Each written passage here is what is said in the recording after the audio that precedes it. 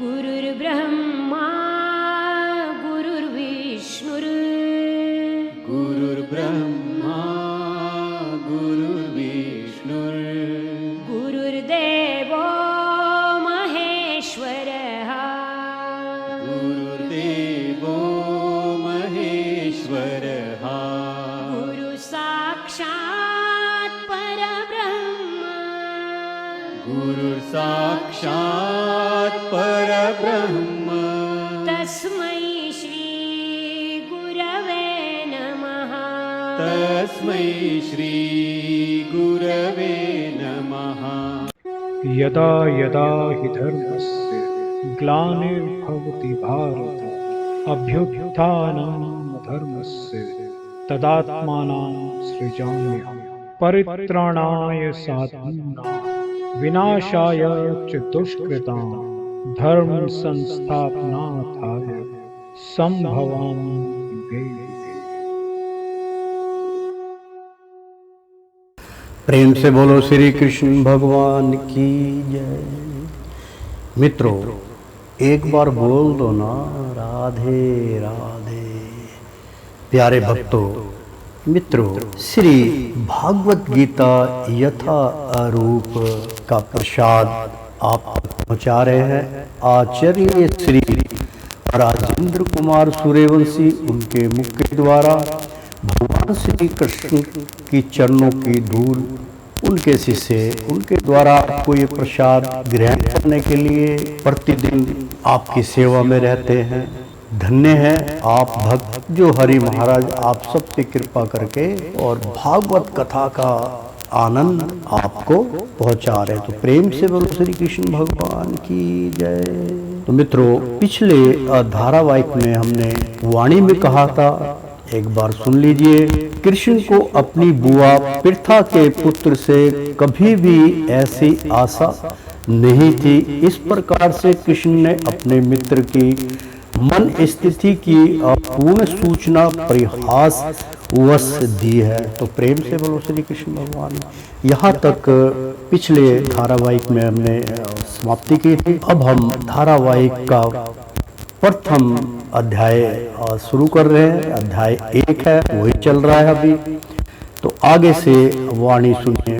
तंत्रापश्यति स्तथा नापरात पितृनथ पिता महान आचार्य न मातुला न भ्रातर न पुत्रा न पौत्रांश सिंखी अंशता था सरसुरहंस सुहृदय शेरवहा सेन आयुरु भयारो अप्रियम अर्थात मतलब तंत्र वहाँ अपचेत देखा स्थितान खड़े पार्थ ने पितृन पितरों ने चाचा ताऊ को अर्थ भी पितामहों को आचार्यन शिक्षकों को मातुलान माओं को भरतन भाइयों को पुत्रान पुत्रों को पौत्रान पौत्रों को सखीन मित्रों को तथा और सब सुरान सब सुरों को हर्द शुभ चिंतक को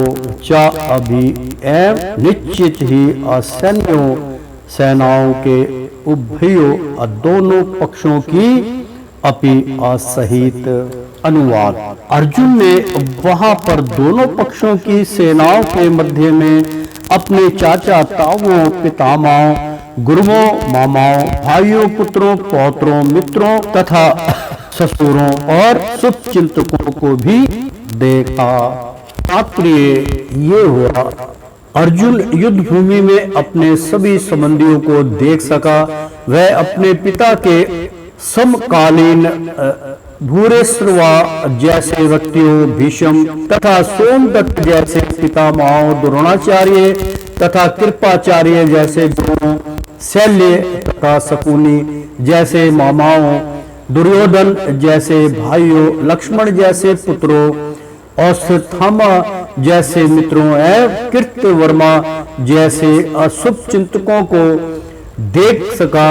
वह उन सेनाओं को भी देख सका जिनमें उसके अनेक मित्र थे।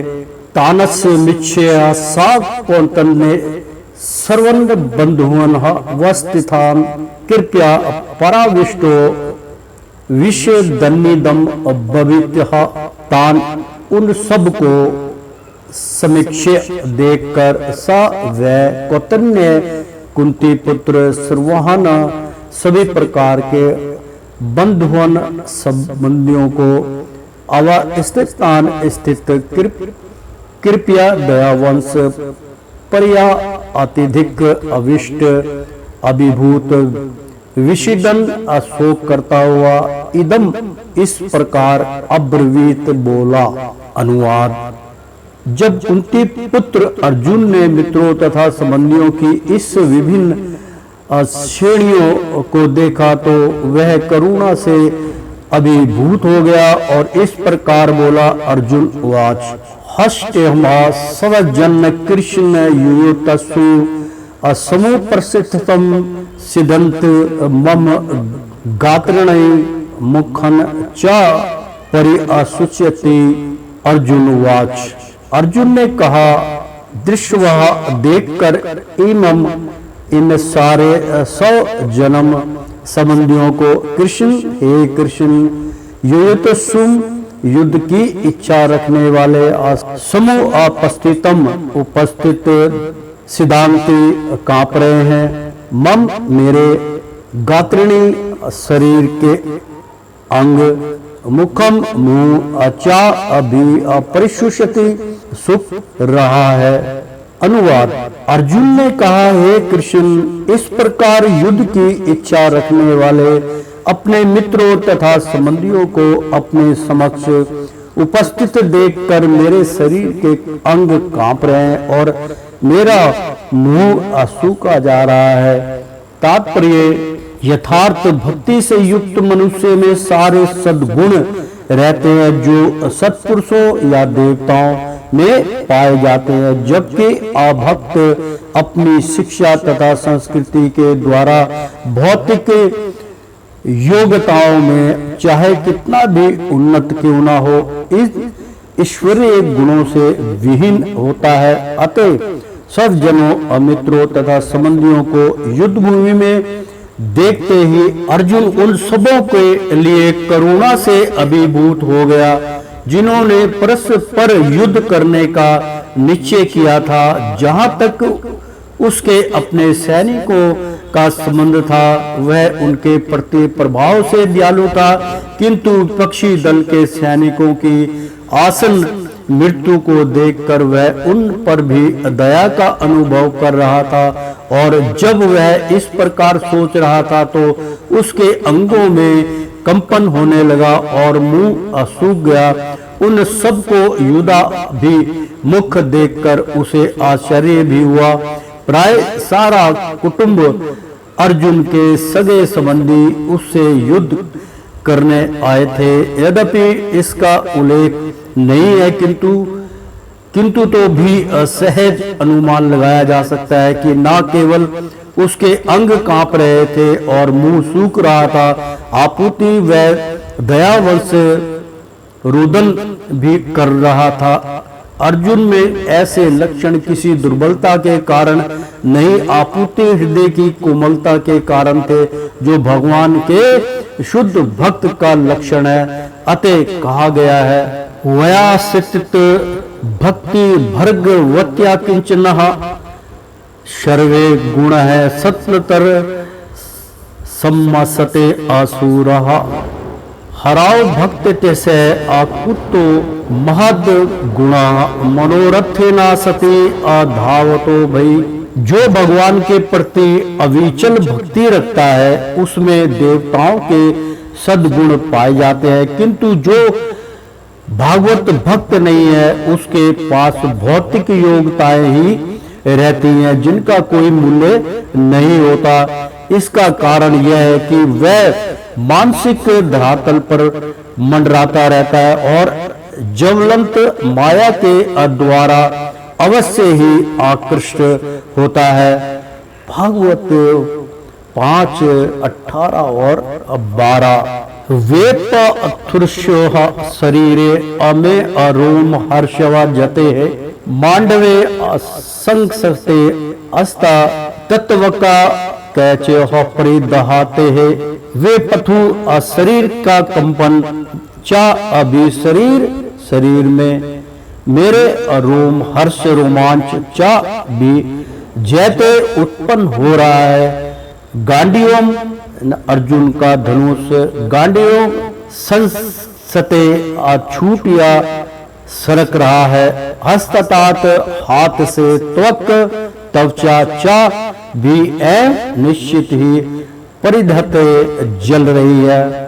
अनुवाद, मेरा सारा शरीर कांप रहा है, मेरे रोंगटे खड़े हो रहे हैं, मेरा गांडीव धनुष मेरे हाथ से सरक रहा है और मेरी त्वचा जल रही है। तात्पर्य, शरीर में दो प्रकार का कंपन होता है और रोंगटे भी दो प्रकार से खड़े होते हैं। ऐसा या तो आध्यात्मिक परमानंद के समय या भौतिक परिस्थितियों में आध्यात्मिक भय उत्पन्न होने पर होता है। दिव्य साक्षात्कार में कोई भय नहीं होता। इस अवस्था में अर्जुन के जो लक्षण है वे भौतिक भय अर्थात जीवन की हानि के कारण है। अन्य लक्षणों से भी यह स्पष्ट है वह इतना आधीर हो गया कि उसका विख्यात धनुष गांडीव उसके हाथों से सरक रहा था और उसकी त्वचा में जलन उत्पन्न हो रही थी। ये सब लक्षण देहात्मक बुद्धि से अन्य है। ना चे सकुनो भय वस्थातु भरतीव चा में मन निमित्तानि आचा पश्यामि अविपरीतानि केशवः ना नहीं चा भी सपनों भी असमर्थ हूं।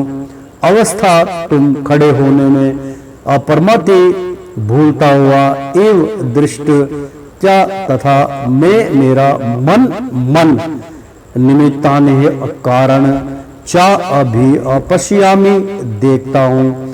विपरीतानि बिल्कुल उल्टा केशव है कैसी असुर के सामने वाले कृष्ण। अनुवाद, मैं यहाँ अब और अधिक खड़ा रहने में असमर्थ हूँ। मैं अपने को भूल रहा हूँ और मेरा सिर चकरा रहा है। हे कृष्ण, मुझे तो केवल अमंगल के कारण दिख रहे हैं। तात्पर्य, अपने अधैर्य के कारण अर्जुन युद्ध भूमि में खड़ा रहने में असमर्थ था और अपने मन की इस दुर्बलता के कारण उसे आत्म वीर मृत्यु हो रही थी। भौतिक वस्तुओं के प्रति अनाधिक आसक्ति के कारण मनुष्य ऐसी मोहमयी स्थिति में पड़ जाता है। भय द्वितीय भिनिवेशत सयाहता भागवत 11:2 और 37।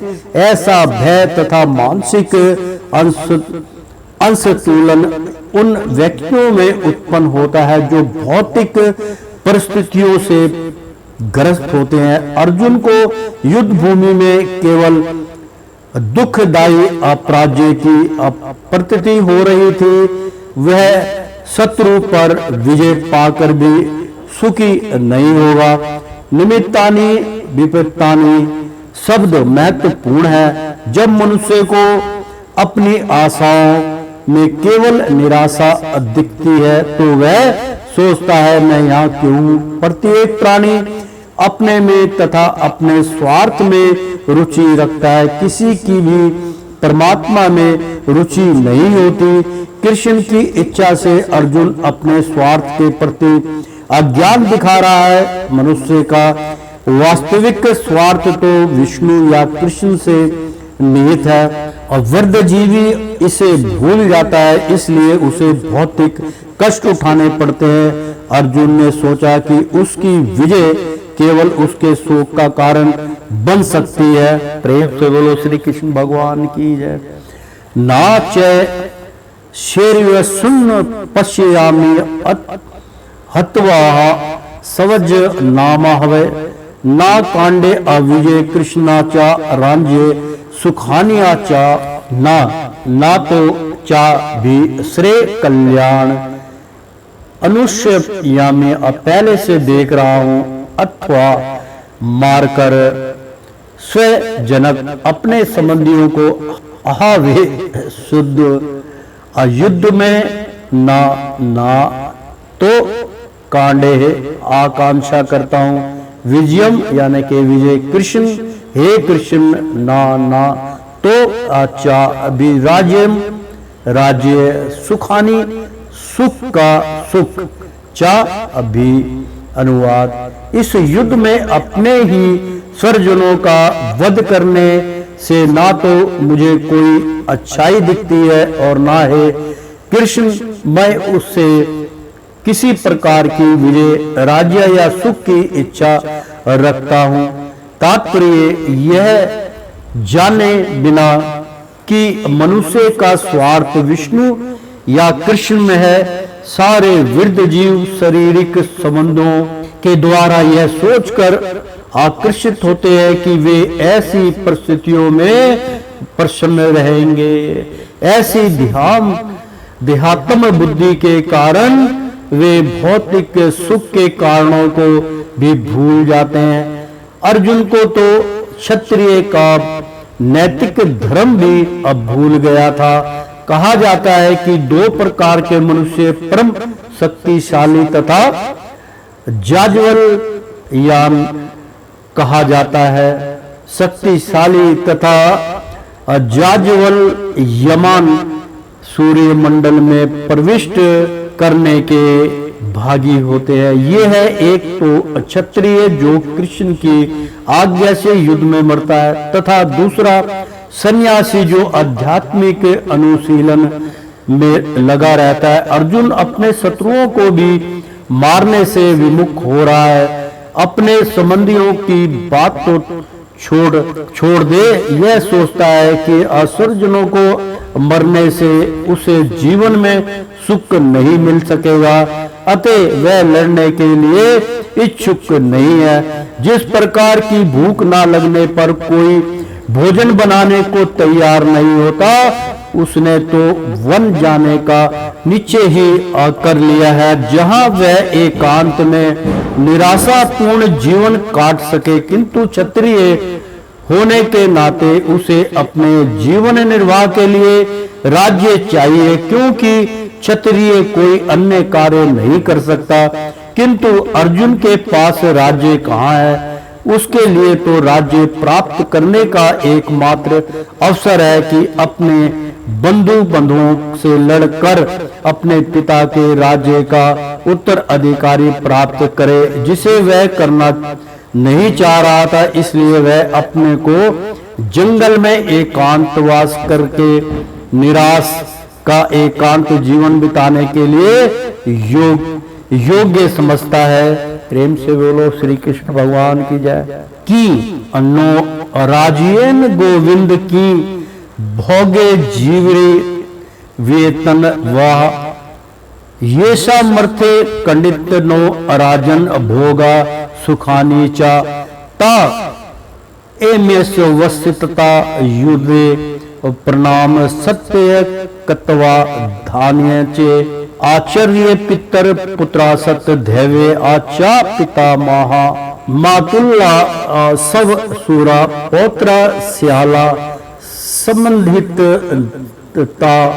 एकांत हंतु मीनाक्षामेय ग्रंथ क्षपेय मधु सूदन अपि अतरलोक राज्य रस्य हेतु की अनुमाहि कृते निहत अधार्त धृत धात राशन राष्ट्रान का प्रीति असयाजन नारदन किम क्या लाभ ना हमको राज्य से गोविंद हे कृष्ण किम क्या भोगे भोग से जीवित वेतन जीवित रहने से वा अथवा ये शाम जिनके अर्थ लिए कांक्षितम इच्छा इच्छित है न हमारे द्वारा राज्यम राजा राज्य भोगा भौतिक भोग सुखानी समस्त सुख चाभी ते वे इन्हें ये अवस्थितता स्थिर और स्थित युद्धे युद्ध भूमि में परिणाम जीवन को तत्कत्वा त्याग कर ध्यानी धन को आचार्य आचार्य गुरुजन पितृगण पुत्रगण तथा और एवं निश्चय ही अच्छा भी पितामह मातुल्ला मामा अलोग सब सूर पौत्र श्याला साले संबंधी तथा एतान ये सब ना कभी नहीं इंतु मम मरना इच्छा में चाहता हूँ धनत मारे जाने पर अभी मधुसूदन हे मधु असुर के मरने वाले कृष्ण अपि तो भी त्रय लोक के तीनों लोकों के राज्य के हेतु विनियमन में किमनु क्या कहा जाए मही कृत्य पृथ्वी के लिए निहत्य मार कर धृतराष्ट्र मतलब धृतराष्ट्र के पुत्रों को ना हमारा का क्या प्रीति प्रसन्नता स्यात् होगी जनार्दन हे जीवों के पालक अनुवाद हे गोविंद हमें राज्य सुख अथवा इस जीवन से क्या लाभ क्योंकि जिन सारे लोगों के लिए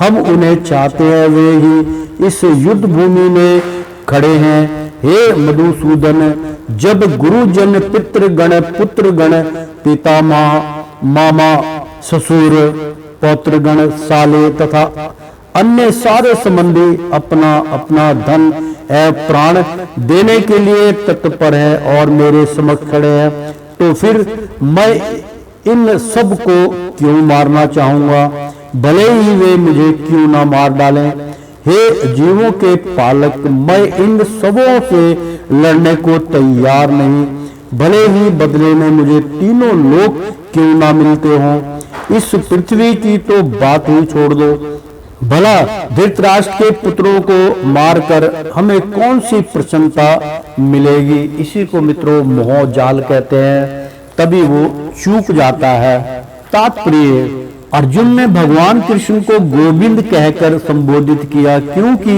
वे गौओं तथा इंद्रियों के समस्त प्रसन्नता के लक्ष्य हैं इस विशिष्ट शब्द का प्रयोग करके अर्जुन संकेत करता है कि कृष्ण यह समझे कि अर्जुन की इंद्रियां कैसे तृप्त होंगी किंतु गोविंद हमारी इंद्रियों को तुष्ट करने के लिए नहीं है हाँ यदि हम गोविंद की इंद्रियों को तुष्ट करने का प्रयास करते हैं तो हमारी इंद्रियां स्वंत तुष्ट होती है भौतिक दृष्टि से प्रत्येक व्यक्ति अपने इंद्रियों को तुष्ट करना चाहता है और चाहता है कि ईश्वर उसके आज्ञा पालक का काम करे किंतु ईश्वर उनकी तृप्ति वही तक करते हैं जितने के वे पात्र होते हैं उस हद तक नहीं कितना वे चाहते हैं किंतु जब कोई इसके विपरीत मार्ग ग्रहण करता है अर्थात जब वह अपनी इंद्रियों की तृप्ति की चिंता ना करके गोविंद की इंद्रियों की तुष्टि करने का प्रयास करता है तो गोविंद की कृपा से जीव की सारी इच्छाएं पूर्ण हो जाती हैं। यहाँ पर जाति तथा कुटुंबियों के प्रति अर्जुन का प्रगाढ़ स्नेह आंशिक रूप से इन सब के प्रति उसकी स्वाभाविक करुणा के कारण है अतः वह युद्ध करने के लिए तैयार नहीं है।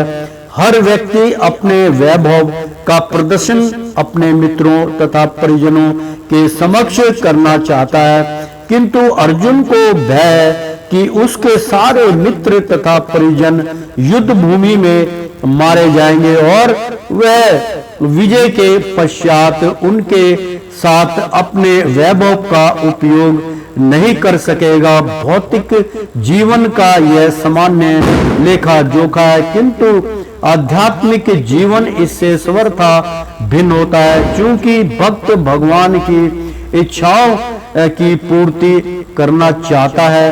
अतः भागवत इच्छा होने पर वह भगवान की सेवा के लिए सारे ऐश्वर्य स्वीकार कर सकता है, किंतु यदि भागवत इच्छा ना हो तो वह एक छदाम भी ग्रहण नहीं करता। अर्जुन अपने संबंधियों को मारना नहीं चाह रहा था, और यदि उनको मारने की आवश्यकता हो तो अर्जुन की इच्छा भी थी कि कृष्ण स्वयं उनका वध करें।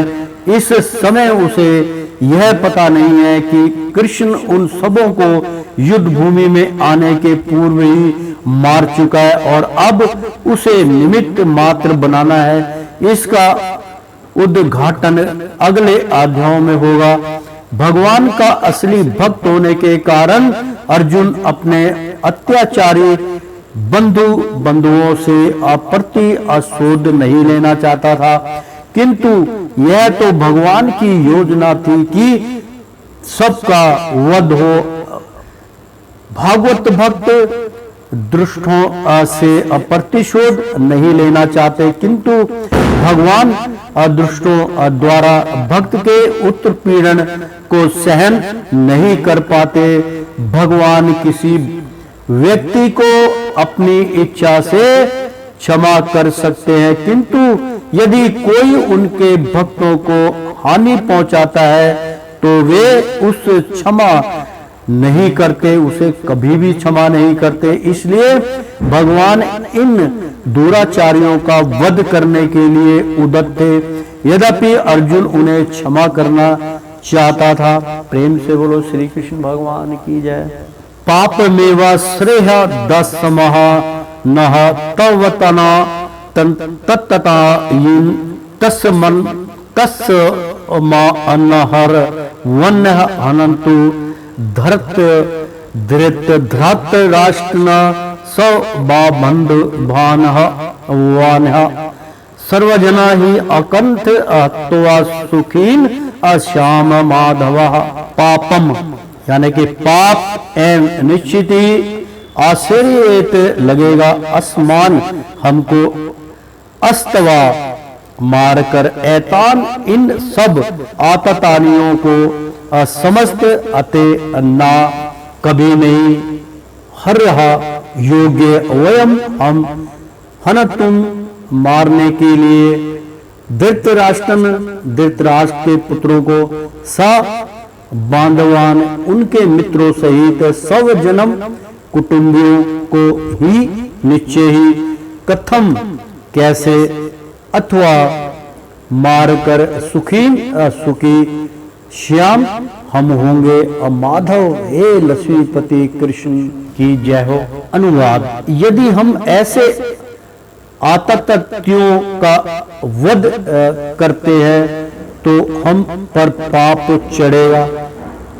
मित्रों बहुत सुंदर अनुवाद है, ध्यान से सुनिएगा।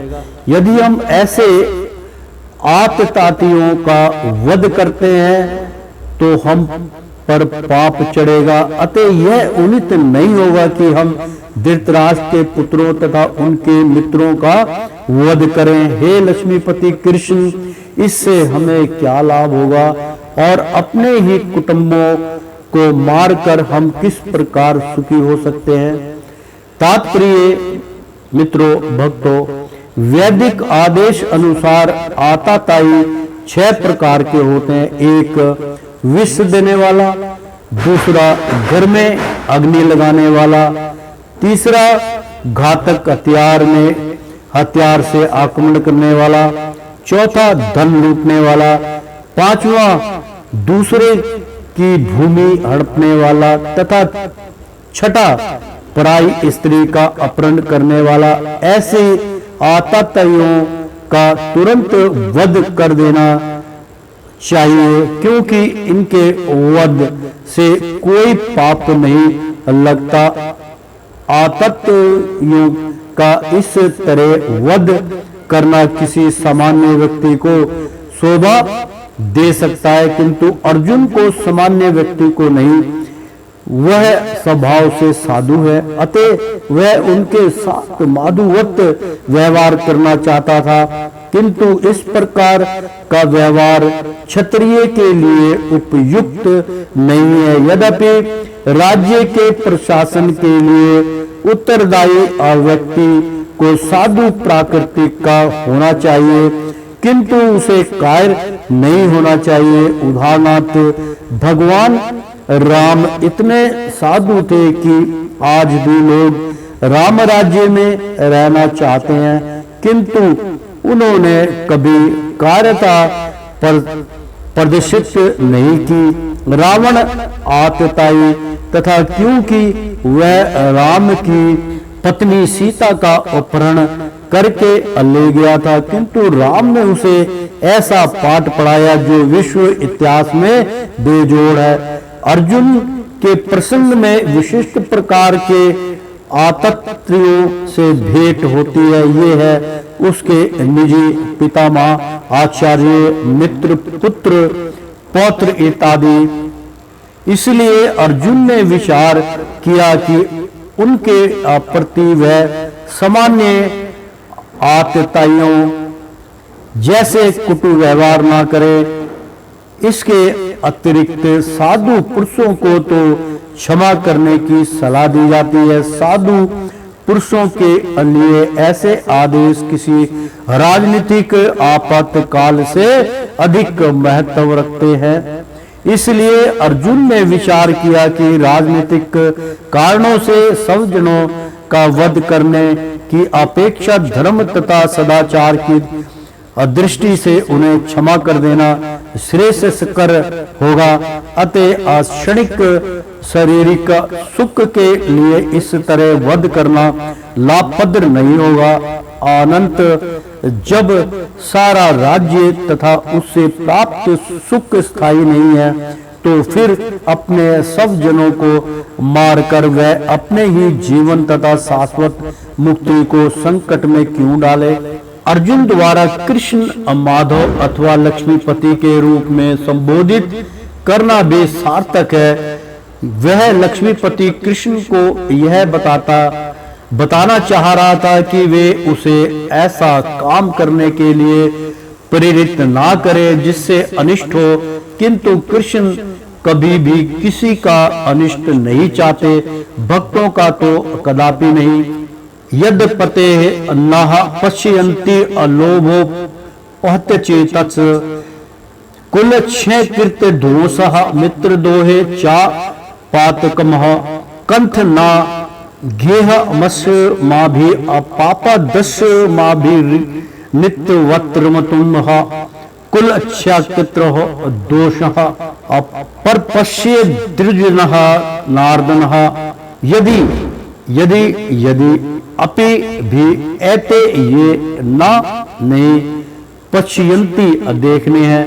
लोग लोभ से उत्हत अभिभूत चेतस चित्त वाले कुलक्षय कुलनाश कृतम किया हुआ दोषम दोष को मित्र द्रोहे मित्रों से विरोध करने में चा अभी पातकम पाप को कथम क्यों ना नहीं अच्छे ज्ञेय हम जानना चाहिए। असमा भी हमारे द्वारा पापतः पापों से अस्तमात इन निर्वृत्तों बंद करने के लिए कुल क्षय वंश का नाश कृतम हो जाने पर दोषम अपराध अप्रश्य यदि देखने वालों के द्वारा। जनार्दन अनुवाद। हे जनार्दन, यद्यपि लोग से अभिभूत चित्त वाले ये लोग अपने परिवार को मारने या अपने मित्रों से द्रोह करने में कोई दोष नहीं देखते, किंतु हम लोग जो परिवार के विनष्ट करने में अपराध देख सकते हैं, ऐसे पाप कर्मों में क्यों प्रवृत्त हों। बहुत सुंदर है मित्रों। तात्पर्य, क्षत्रिय से यह आशा नहीं की जाती कि वह अपने विपक्षी दल द्वारा युद्ध करने का, जुआ खेलने का आमंत्रण मिलने पर मना करे। ऐसी अनिवार्यता में अर्जुन लड़ने से नाकार नहीं सकता, क्योंकि उसको दुर्योधन के दल से ललकारा था। इस प्रसंग में अर्जुन ने विचार किया कि हो सकता है कि दूसरा पक्ष इस ललकार के परिणामों के प्रति अनभिज्ञ हो, किंतु अर्जुन को तो दुष्टा परिणाम दिखाई पड़ रहे थे, अतः वह इस ललकार को स्वीकार नहीं कर सकता। यदि परिणाम अच्छा हो तो कर्तव्य वस्तुतः पालनीय है, किंतु यदि परिणाम विपरीत हो तो हम उसके लिए बाध्य नहीं होते। इन विपक्षों पर विचार करने और करके अर्जुन ये बताना चाहता है कि इन विपक्षों पर विचार करके अर्जुन ने युद्ध न करने का निश्चय किया। कुलक्षय पर्शन्ति कुलधर्मा सनातना धर्मे नष्टे कुल किस्तन मध्रुमा से विभन वस्तुत कुल अच्छय कुल का नाश होने पर पर्शनयंती विनष्ट हो जाती है। कुल धर्मा पारिवारिक परंपरा सनातन शाश्वत धर्म नष्टे नष्ट होने पर कुलम कुल को कुतस्नम संपूर्ण आधर्म अभिव्यक्ति बदल देता है। उत कहा जाता है। अनुवाद कुल का नाश होने पर सनातन कुल परंपरा नष्ट हो जाती है और इन तरह शेष कुल भी अधर्म में प्रवृत्त हो जाता है। बहुत सुंदर अनुवाद है मित्रों, मैं एक बारी फिर आपको दोहरा के बताता हूँ। कुल का नाश होने पर सनातन कुल परंपरा नष्ट हो जाती है और इस तरह शेष कुल भी अधर्म में प्रवृत्त हो जाता है। तात्पर्य अर्थ भाव ये है, वर्णाश्रम व्यवस्था में धार्मिक परंपराओं के अनेक नियम हैं जिनकी सहायता से परिवार के सदस्य ठीक से उन्नति करके आध्यात्मिक मूल्यों की उपलब्धि कर सकते हैं। परिवार में जन्म से लेकर मृत्यु तक के सारे संस्कारों के लिए कई वृद्ध लोग उत्तरदायी होते हैं, किंतु इन वयोवृद्धों की मृत्यु के पश्चात संस्कार संबंधी पारिवारिक परंपराएं रुक जाती है और परिवार के जो तरुण सदस्य बचे रहते हैं वे अधर्मय वश्यनों में प्रवृत्त होने से मुक्ति लाभ से वंचित रह सकते हैं। अतः किसी भी कारणवश परिवार के क्यों वृद्धों का वध नहीं होना चाहिए। अधर्म विभाव मात्र कृष्ण प्रदूषणति कुल स्त्रियासु दृष्टासु वर्ण जयतः वर्ण संख्या अधर्म अभिभावतः प्रमुख होने से कृष्ण हे कृष्ण प्रदूषणते दोषित हो जाती है। कुल स्त्री कुल की स्त्रियां स्त्रीसु मतलब स्त्रीत्व के द्वारा दुष्टासु दृष्टि होने से वर्ण्य वाण्यवंशी जयते उत्पन्न होती है। वर्ण संकर अविंछित सनातन। अनुवाद हे कृष्ण जब कुल में अधर्म प्रमुख हो जाता है तो कुल की स्त्रियां दूषित हो जाती हैं और स्त्रीत्व के पतन से हे वृषणवर्षी अवंचित संतानें उत्पन्न होती है। मित्रों अनुवाद बहुत बढ़िया है कि हे कृष्ण जब कुल में अधर्म प्रमुख हो जाता है, मतलब जिस कुल के अंदर एक अधर्म का मार्ग चुना जाता है, जिन्होंने केवल पाप ही की व्याख्या की है, पाप ही कमाते हैं, मैं धर्म का नाम नहीं लूंगा, क्योंकि स्वर्ग धर्म के अंदर भगवान एकमात्र उनका ही सहारा होता है। लेकिन कुछ धर्म जो है वो ऐसे बना लिए गए हैं कि उन धर्मों के को वो त्याग नहीं कर सकते, ना उन धर्मों के विपरीत हो सकते हैं। वो सोचते हैं हम धर्म के कट्टर हैं, माफ कीजिएगा मित्रों, इसमें स्पष्ट भगवान श्री कृष्ण ने कहा है, हे कृष्ण, जब कुल में अधर्म प्रमुख हो जाता है, मतलब तो प्रमुख से ही फिर संतान चलती है। क्योंकि आपने देखा होगा कि एक स्वांग जो होता है, यानी कि कुत्ता होता है और कुत्ती होती है, उनका जब मिलन होता है, उनसे जो उत्पत्ति होती है, तो कुत्ती से तो उसके बच्चे जो होंगे वो उसी के अनुसार जूनी में होंगे, कुत्ता कुत्ती ही पैदा होगी। अगर पिग है, सुअर है, तो सुअर के बच्चे देगी, 10-10 देगी, 8-8 देगी, उसके बच्चे भी उसी की तरह होंगे। तो इसमें स्पष्ट लिखा हुआ है, कृष्ण, जब कुल में अधर्म प्रमुख हो जाता है तो कुल की स्त्रियां दूषित हो जाती। तो जो कुल में रहने वाली स्त्रियां हैं, उनको भी उन्हीं के आधार पर चलना पड़ता है। और स्त्रीत्व के पतन से हे वृषण वंशी, मतलब जो वंश को चलाने वाले अवांछित संतानें उत्पन्न होती है। जो इस तरीके के कुल डाक होते हैं, वो कुल पे कुल, कुल पे कुल, इसके लिए ज्ञान प्रदान सनातन बनना चाहिए, सनातन धर्म अपनाना चाहिए। जितने भी धर्म है मित्रों, मैं किसी का धर्म का नाम नहीं ले सकता, किसी के धर्म का उल्लेख नहीं कर सकता, क्योंकि अधर्म किसी से बर्दाश्त नहीं है। अगर उसको सत्य मार्ग की राह दिखाएंगे, उसको करंट लगेगा, उसको ऐसा लगेगा एक साथ पता नहीं कितने धनुष के बाण मेरे अंदर प्रवेश कर गए हैं।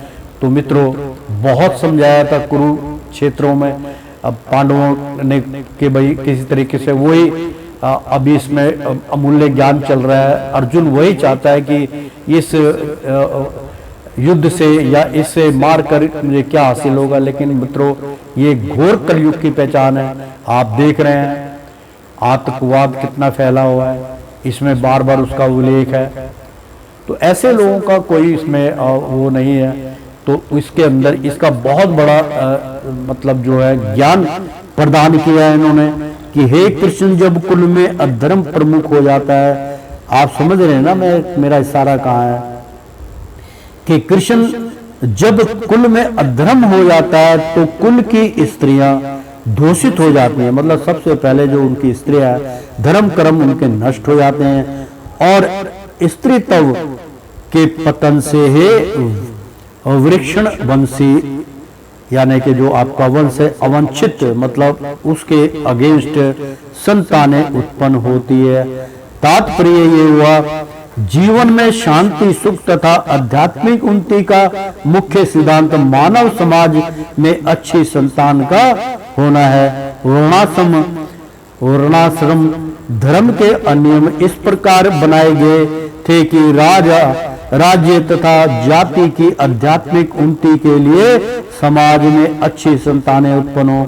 ऐसी संतान समाज में स्त्री के अस्तित्व और उसकी निष्ठा पर निर्भर करती है। जिस प्रकार बालक सरलता से कुमार्गगामी बन जाते हैं, बहुत सुंदर प्रसंग है मित्रों, बन जाते हैं, और उसी प्रकार स्त्रियां भी पतनोमुखी होती हैं। अतः बालकों तथा स्त्रियों दोनों को इस समाज के कुविरोधों का संरक्षण आवश्यक है। स्त्रियां विभिन्न धार्मिक प्रथाओं में संलग्न रहने पर व्यभिचारिणी नहीं होंगी। चाणक्य पंडित के अनुसार सामान्यतः स्त्रियां अधिक बुद्धिमान नहीं होती, अतः वे अविश्वसनीय नहीं है, इसलिए उन्हें विविध कुल परंपराओं में व्यस्त रखना चाहिए और इस तरह उनके क्षतित्व तथा अनुरति से ऐसा संतान जन्मेगी जो वर्णाश्रम धर्म में भाग लेने के योग्य होगी। ऐसे वर्णाश्रम धर्म के अनिवास से ही है अस्वाभाविक है कि स्त्रियां स्वतंत्रता पूर्वक पुरुषों से मिल सकेंगी और व्यभिचार को प्रसन्न मिलेगा, जिससे अवांछित संतानें उत्पन्न होंगी। निठल्ले लोग भी समाज में व्यभिचार को प्रेरित और इस तरह अवांछित बच्चों की बाढ़ आ सकती है, जिससे मानव जाति पर युद्ध और महामारी का संकट छा जाता है। प्रेम से बोलो श्री कृष्ण भगवान की जय। ओ श्रीमन नारायण नारायण हरि हरि, तेरी लीला सबसे न्यारी न्यारी, बोलो हरि हरि। ओ श्रीमन नारायण नारायण हरि हरि, प्रेम से बोलो श्री कृष्ण भगवान की जय। मित्रों एक बार बोल दो ना, बोल दो ना, राधे राधे कृष्णम कृष्णम। एक बार प्रेम से बोलो मेरे गुरुदेव श्री कृष्ण जी महाराज की जय, लक्ष्मीपति की जय। प्रेम से बोलो श्री कृष्ण भगवान की जय।